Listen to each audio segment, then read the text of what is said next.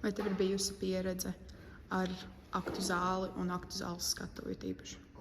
Jā, es dejoju tādā kolektīvā līgā, un mums notiek mēģinājumi šajā zālē, un arī koncerti. Un šī zāle ir ļoti maza un šaura, un kā arī ir tie pakāpieni zāles aizmugurē, kuri ļoti traucē, jo, piemēram, ja mums ir jādejo zāles aizmugurē, tad mums ir jāuzmanās, lai mēs neiekrītam caurumā, un arī vispār nav īsti, kur izpausties, mums ir uz vietas jāstāv.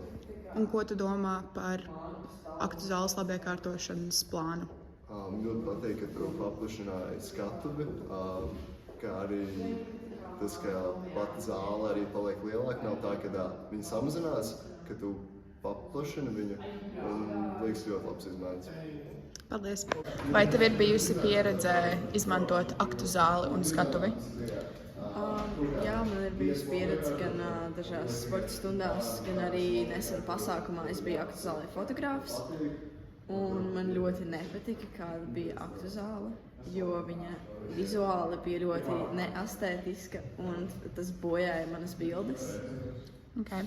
Un ko tu domā par aktu zāles labiekārtošanas ideju un projektu?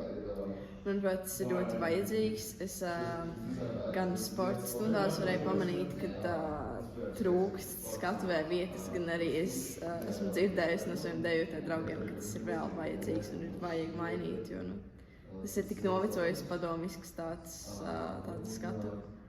Paldies!